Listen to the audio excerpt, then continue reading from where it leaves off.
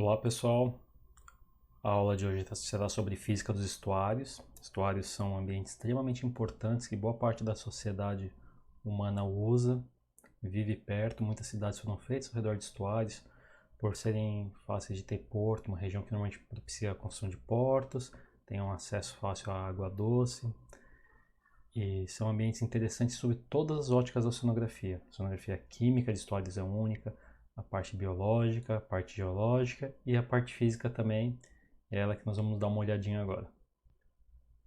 Vamos começar então com a definição de estuário. Na literatura tem várias definições, mas eu gosto bastante dessa de Cameron Pritchard, que diz que estuário é um corpo d'água costeiro semifechado, com uma ligação com o oceano aberto, onde a água do mar é mensuravelmente diluída pela água doce proveniente da drenagem continental. Essa definição pega, acho que, todos os pontos chaves, né? O fato de que você tem que ter essa diluição, essa mistura entre água doce e água salgada, e é isso que vai delimitar o nosso estuário. E o papel da oceanografia física no estudo dos estuários é entender sua circulação, transporte e mistura das águas. Então, quem gera a circulação no estuário, né? Em geral vai ser variações do nível do mar, e por variações do nível do mar nós podemos entender aqui o efeito das marés, por exemplo. Elas vão ter vai ter um grande impacto, né, na circulação estuarina. Em grande termo, em longos anos, séculos e tudo mais, grandes variações, como as causadas por mudanças climáticas, também vão ter um impacto. Mas, assim, mais no dia a dia, mais na nossa escala de tempo, seria a maré a principal razão de ter variação no nível do mar. A diferença de densidade, né, entre a água doce e a água salgada vai gerar um gradiente de pressão. Nós sabemos disso aí, que vocês já viram isso aí sobre o movimento baroclínico. Então ele também vai ocorrer, ele vai ser na verdade um dos principais movimentos que tem nos estuários, justamente por conta dessa diferença de salinidade que ocorre ao longo das águas estuarinas, né?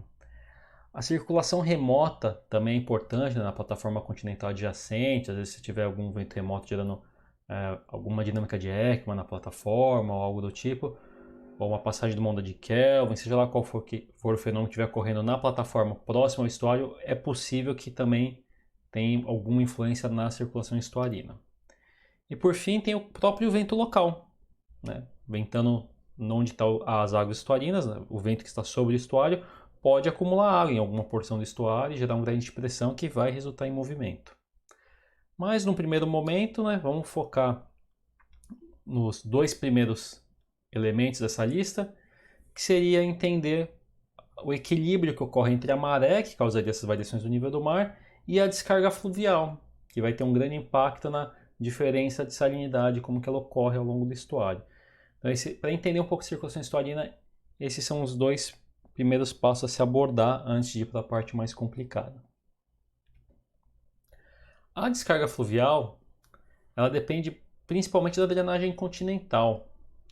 E não é uma coisa muito simples de se estimar, né? Porque a gente sabe que os rios, né, o estuário é o final, né? Seria a foz de um rio, normalmente ocorre lá. E ele, em geral, responde, esse último rio, ele é resultado de uma bacia de drenagem inteira. Então, a forma comum da gente estimar essa drenagem fluvial é por medições linimétricas, né? Que tem em principais rios. E aí é possível estimar qual que seria então a descarga fluvial no estuário. Tá? Então tem vários mecanismos da hidrologia, no caso, né, que tem como estimar qual que seria, por exemplo, a drenagem de uma grande área da bacia e qual que isso vai ser o impacto, né, qual que vai ser o impacto disso no estuário. Já a maré, esse é um assunto que vocês viram numa aula especialmente para ela, extremamente longa. Espero que qualquer dúvida vocês retornem naqueles vídeos. Então vamos para a próxima etapa. Quem gera mistura, né? A gente encontra água doce descarregada pelos rios com água salgada do oceano e a gente sabe que na natureza vai ter alguma mistura, não vai ficar igual água e óleo. Por mais que tenha uma tendência, né, da água, a mistura não é um processo super simples em água, também não gera uma separação tão extrema, né? E aí os principais mecanismos são a advecção são simplesmente as correntes, né? O simples fato de você ter um transporte de águas, correntes do rio e as correntes do mar se encontrando, isso aí vai gerar um transporte, você vai carregar água mais doce para um lugar, água mais salina para outro, isso vai facilitar ter mistura. O outro mais importante seria a difusão turbulenta. A difusão turbulenta é aquele é a mistura que ocorre pelos vórtices, né? São de uma escala menor, né, do que a própria advecção, né? Esses vórtices influenciariam no transporte médio, que seria causado pelas correntes, mas vão ter um efeito excelente de misturar essas duas águas e chegar numa salinidade média entre elas. Tanto a advecção quanto a difusão turbulenta é um fenômeno muito comum para mistura, por exemplo, quando você vai misturar o açúcar no seu café. A corrente média que você gera girando seria a advecção, e todos os pequenos vórtices que efetivamente é quem vai espalhar, né, o açúcar ao longo do resto, seria justamente a difusão turbulenta.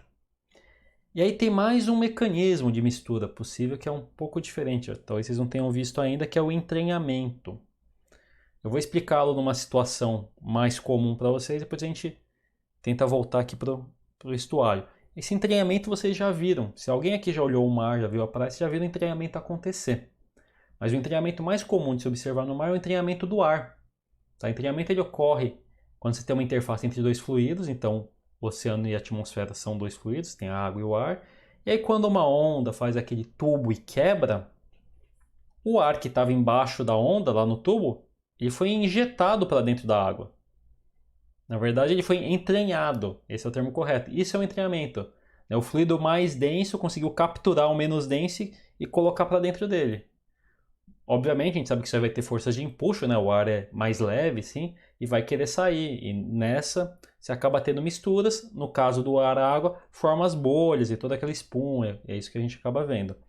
Então, aqui voltando para o estuário, né? O que a gente vai ter seriam ondas internas. Seriam ondas que ocorreriam entre a porção que tem mais água doce e a porção que tem mais água salgada.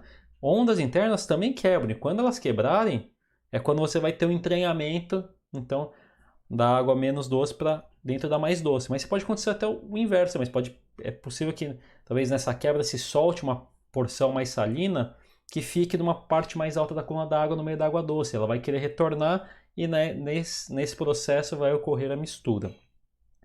E os principais agentes, né, que vão resultar nesses processos, nesses mecanismos, né, são justamente os ventos e as ondas internas resultantes. Né?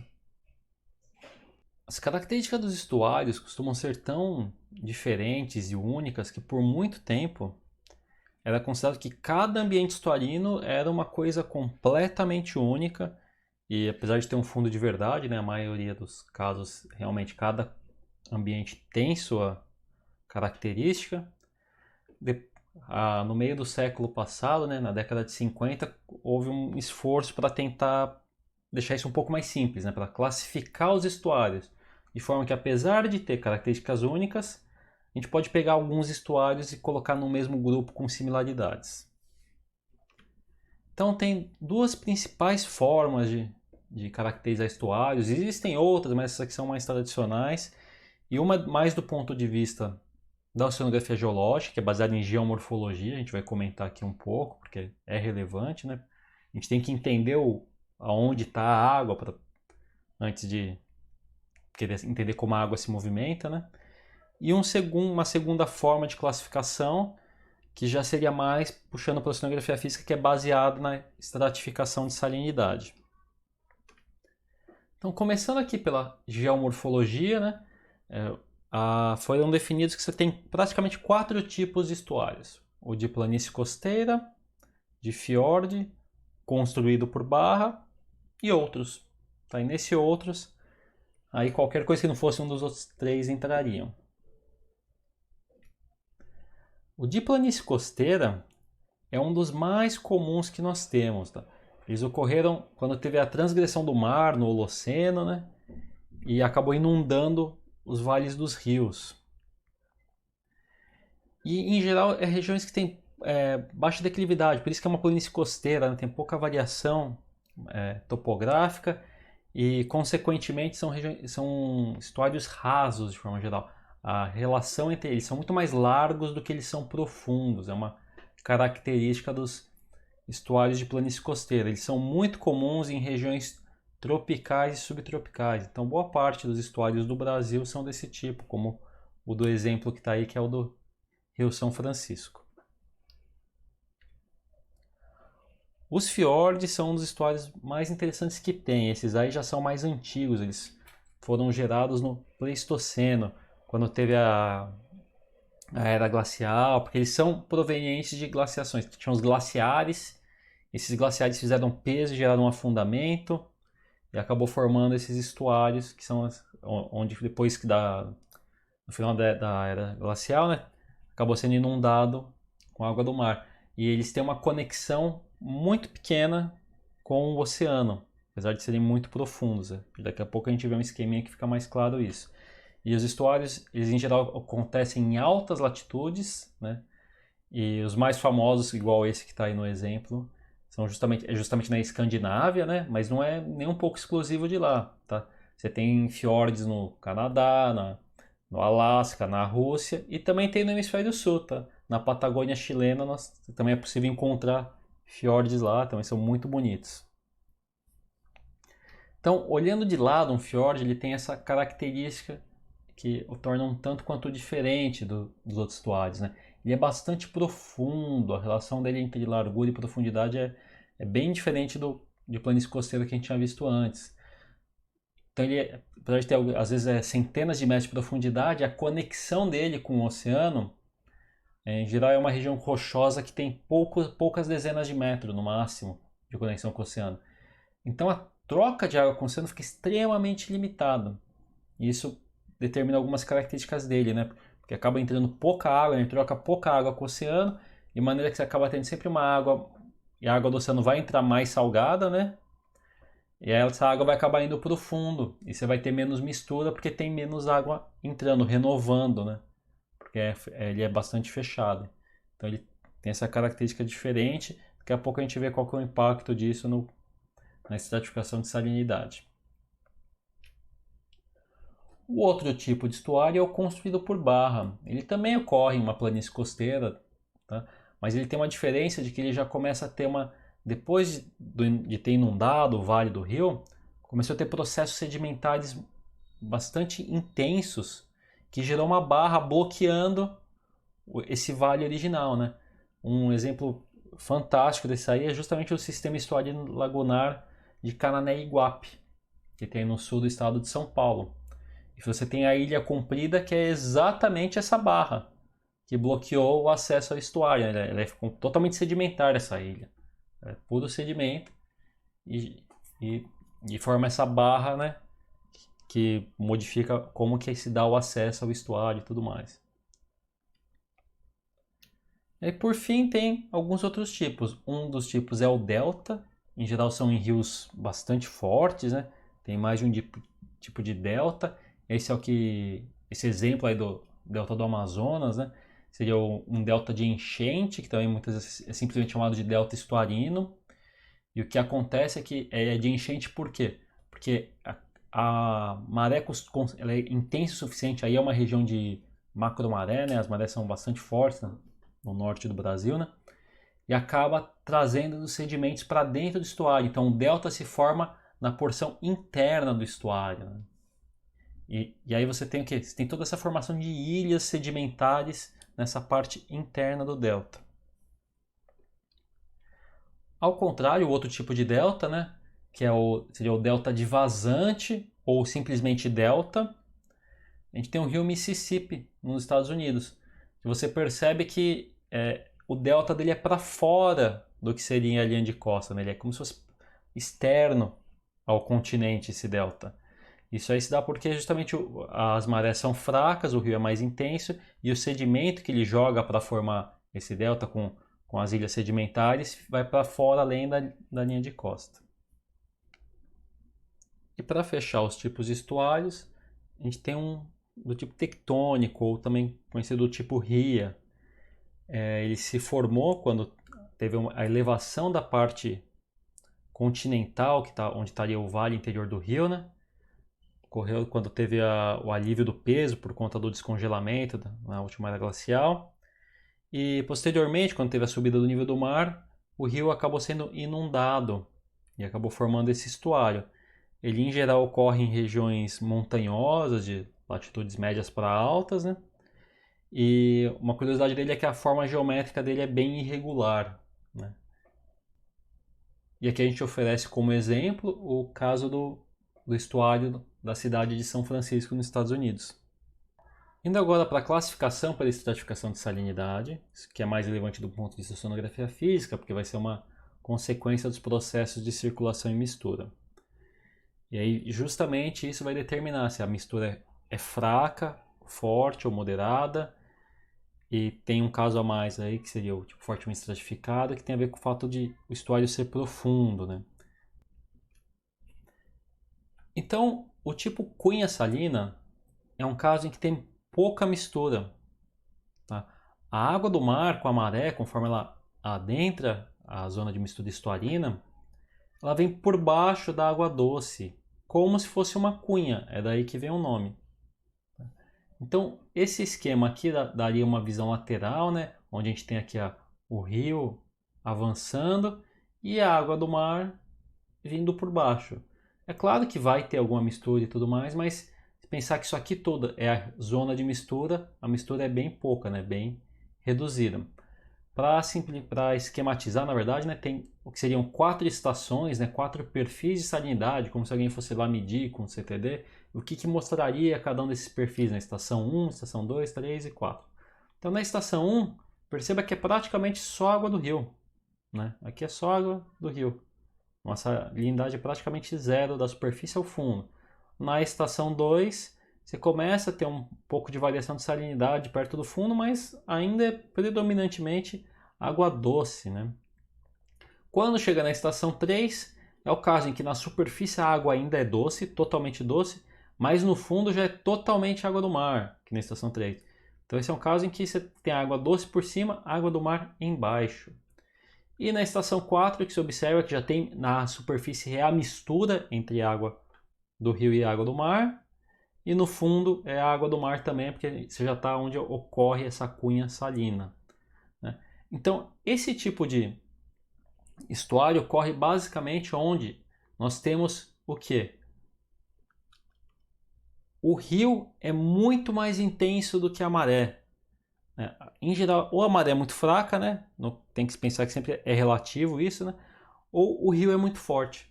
E aí você forma essa cunha salina. O tipo fortemente estratificado é no caso em que nós temos para estuários profundos, que são os fiordes.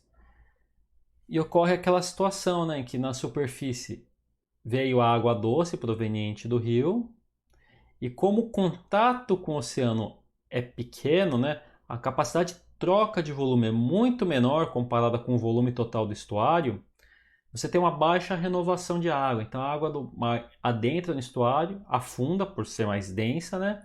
Você tem uma baixa troca de água, isso resulta numa grande estratificação. Então, perto do rio, aqui no mesmo esquema das estações de 1 a 4, né, você tem predominantemente a água do rio na superfície e um pouquinho, afundando um pouco, já é a água do mar, que fica lá embaixo sendo renovada com uma taxa bem baixa. Na estação 2, 3 e 4, o que se observa é simplesmente que você começa a ter mais mistura entre a água doce e a água do mar, né, até a saída do fiord, e indo um pouco além para mar aberto, fora da soleira, né, chama soleira essa região aqui, né, esse elevado que tem na entrada do estuário do tipo fiord, você vai ter só água do mar, um pouco além, ainda tem alguma mistura saindo da soleira, né, mas em poucos metros, em poucos quilômetros, você já teria só água do mar. No tipo parcialmente estratificado, o que nós temos já é um bom tanto mais de mistura comparado à cunha salina, né? Então a gente tem aqui a água doce vindo pela superfície do rio e a água do mar ela não vem exatamente com uma cunha por baixo, né? Você tem essa variação, você tem a mistura ao longo da superfície também. Então se comparar os perfis, né, das estações, fica mais claro de ver isso. Que desde o começo até o final você sempre tem a mistura na superfície. E a parte de baixo também é uma grande mistura, né? Mas ainda assim o que a gente observa é que há uma certa estratificação. Porque a parte de baixo é significativamente mais salina, né? Você consegue ver que tem como se fosse uma haloclina acontecendo.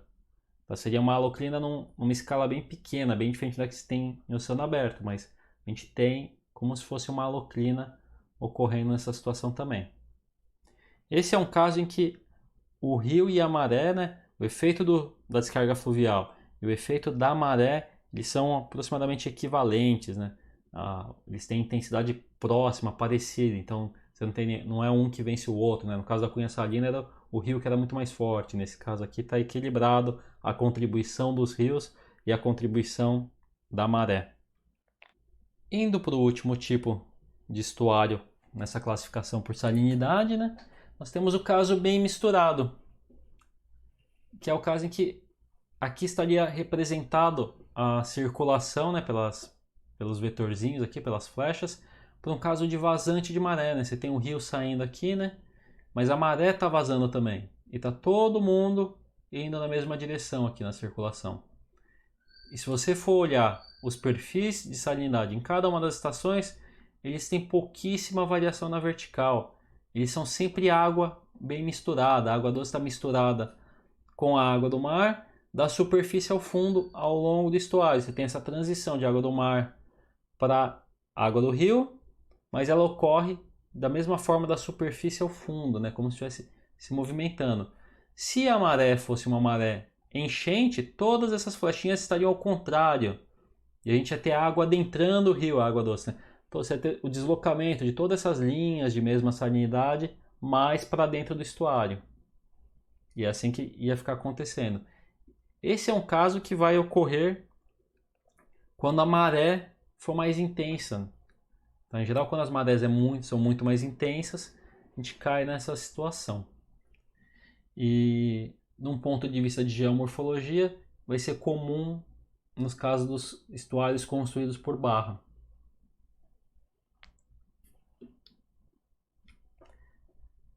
Nessa aula a gente fica por aqui, foi só para dar um primeiro contato com estuários. A física dos estuários é extremamente complicada, é quase que uma coisa à parte, né? Quem vai estudar estuário tem que conhecer esse ambiente muito bem, ele não é simples. E eu queria mostrar para vocês só os principais forçantes, quais são os responsáveis pela circulação, pela mistura e os tipos clássicos e básicos de classificação. Tá? Eu finalizo então com a vista do estuário da cidade em que está a Unifesp. Na verdade, mais do que a cidade da Unifesp, seria a ilha em que ela está, né? Aqui no campo da Baixada Santista. A ilha de São Vicente, ela está localizada no estuário de Santos. Tá? E ele é um estuário do tipo planície costeira e, do ponto de vista de estratificação de salinidade, é do tipo parcialmente misturado, né? Então ele tem uma estratificação leve de salinidade. Obrigado e até mais, pessoal.